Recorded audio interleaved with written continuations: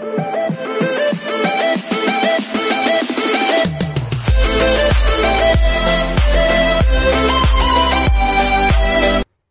everyone, this is Kijivo Vlogs, a Filipino reactor based here in Kingdom of Saudi Arabia, and welcome back to my channel. Agad-agad, gawa natin ito reaction video. Itong Barda compilation, of course, andito pa din tayo sa Instagram read natin for today's video. Pero ang tanong ng bayan at tanong ng buong bansa, iba ang smile kahapon ni Barbie, no? Iba talaga ang smile. Parang alam mo yung, ang smile niya, aktong-akto sa ganap ni Ginoo kahapon, na parang alam mo yung stress free si Ginoo, nabuhos ni Ginoo ang stress niya sa laro. Basta iba yung smile kahapon ni Barbie. Nakikitaan din naman natin si Barbie ng smile, pero iba talaga ang smile niya. Tapos, Man I Need pa talaga ang kanyang title for today's video. Dear, dinuli talaga ako. Kasi paano naman kasi, timely relevant talaga sa nangyayari ang mga ginagawa nilang, what do you call this, ang mga ginagawa nilang pag IG story and everything. Hindi ako sure kung ano ba, inaasal ba nila tayo? Nagpaparamdam ba sila na ganito ganyan ang kanilang mga atake or what not? Di ba? Parang mapapaisip ka din talaga sa gusto nilang ipahiwatig sa atin. Minsan ginugulo nila yung utak natin. Alam mo, kaya naniniwala din ako minsan na parang alam mo yung pinaghihiwalay talaga sila ng management. Tapos tinitest talaga nila kung hanggang kailan or hanggang saan talaga at kung gaano tayo kadami ang about sa Barda fans. Pero hindi na nila mako-question yun eh. Kasi si David itself may capacity din talaga. May fan base din talaga si David. Pati si Barbie may fan base din. So hindi na nila kayang i-test pa ang water. Should I say? Hindi na nila kayang i-test ang water na parang alam mo yung tingnan natin kung papatok, tingnan natin kung hindi papatok, tingnan natin kung marami pa talaga silang fan base or whatnot kasi naman din. Dear, hindi mo din masisisi ang management na tanungin, if ever man, kung kine-question nila ang fan base ng Barda. Sa dami ng issue, mapapaisip ka din talaga, intact pa ba? Diba? Mapapaisip ka talaga, okay pa ba? Diba? Parang alam mo yung parang, ano ba, worthy pa ba na bigyan ng malaking project? Hindi ba tayo malulugi? Kasi as what I have said, diba? As what I have said, it's all about business. Business pa din yan. No matter what, business pa din yan. Hindi lang naman network ang nag-i-invest ng pera dyan eh. Ang sponsorship, may mga producer na nag-i-invest din ng pera. So basically, parang I don't know if they're testing the water or whatnot. But kung ako sa inyo, GME, huwag nyo nang i-test ang water. Sa P77, napatunayan nyo na kung gaano kalakas ang fans ni Barbie or the Barda itself. Okay? May mga issue mang lumabas, it's okay. Malalampasan natin yung for today's video. Pero i-comment nyo nga kung maganda ang buhok ko for today's video. Parang ganda-ganda ng buhok ko for today's video. Mamaya magbabasa tayo ng mga comments, ha? Kasi may mga comments talaga akong nababasa. So, yeah, panoorin natin to. Ay, ang gwapo naman ni Jameson dito. Diba? Pag sa mga basher to, ginagawa na to ng istorya. Sa totoo lang, pag mga basher yan, gagawa na nila ng istorya yan, kilala na natin sila for today's video. Uy, PMPC pala mamaya, no? Humanda yan sa atin yung PMPC for today's video. Ano kayong atake nila? Alam mo, excited ako sa speech ni Ginoo. Pero siniset ko na yung expectation ko. Doon pa din ako sa hindi pinakagrabing expectation. Para at least kung hindi man same before, which is basically hindi talaga yan same. Kasi sa McDo nga eh. 'Di ba? Sa McDo nga, kitang-kita din sa McDo, kitang-kita yung medyo mailang si Ginoo, 'di ba? So feeling ko medyo lilo sila for today's video. Yan yung sa utak ko, medyo lilo sila for today's video. Para kung ano man ang outcome, hindi tayo masasaktan. 'Di ba? Alam mo, mas okay na yung apektado sila kaysa sa unbothered sila. Kasi alam mo bakit? Kasi kung apektado sila, meaning to say, Barda is real.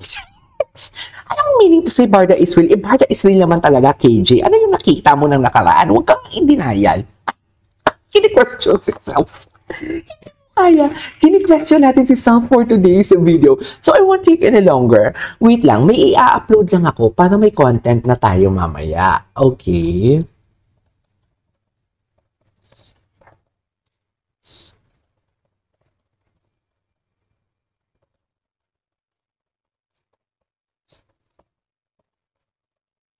Okay. Anyways, Asa na tayo? Okay. Ngayon lang nila ito nilabas, ni Attorney Karen. Hindi natin pwedeng si Attorney Karen. Hindi natin pwedeng i-chuva-chuchu si Attorney Karen because Attorney yan. Wait lang, revenge. Sa Monday na, lalabas si Ginoo. Sa Monday na, sana may mag-screen record para madaanan ng TikTok natin, di ba? Sana talaga, atake si Barbie dyan. Wait lang. Marami pa ito. Talaga, naalala mo, di ba? Wait lang, Barbie, David Licao ko reveal the go-to comfort.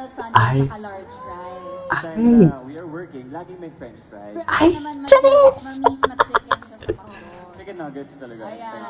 Chicken nuggets. Chicken nuggets with barbecue. Dalawang barbecue like kong in-order. Large fries. 2 pieces chicken. Ito ba yung crumbs ng fried chicken ng McDo? I-stick siya sa rice. Talagyan ko ng gravy. Gano'n. Comfort food ko talaga no, naalala mo, di ba? Yung caramel sundae tsaka large fries. Naalala mo talaga. Talagang meron talagang ganon. Naalala mo talaga. Pero alam mo, na-try nyo na ba yung sundae isawsaw sa ano?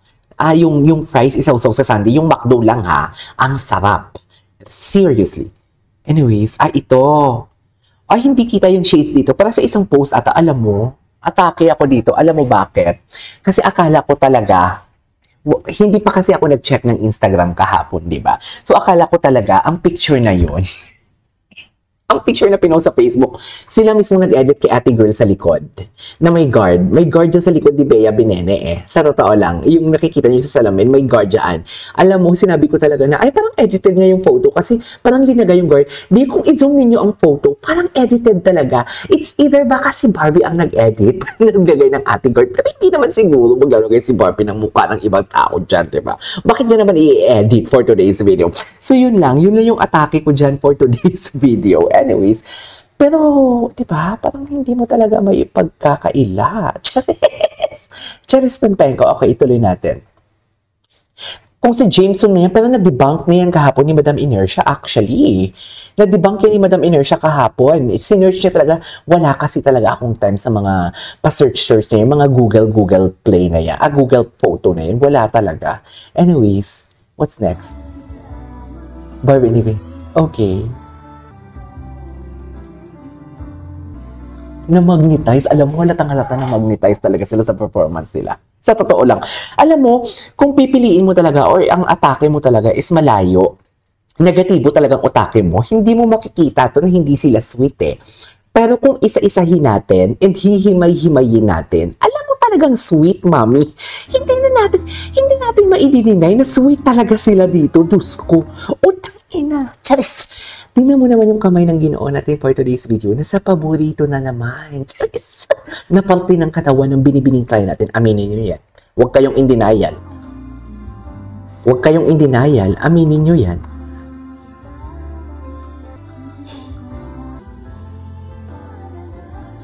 Mahal kita. Okay. What's next? Ano to? Saan to? When McDo? Mga Barda fans natin. Di ba? Doon talaga siya nag-heart.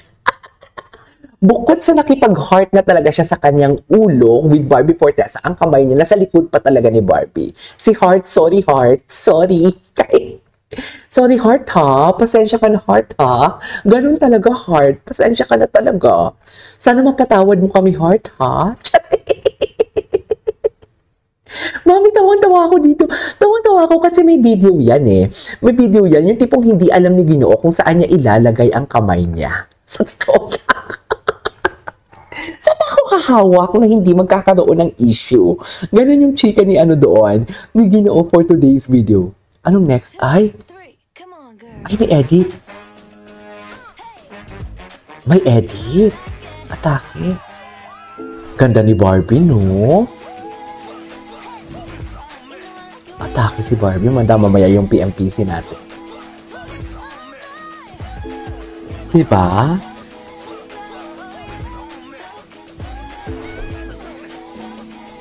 Atake si Barbie.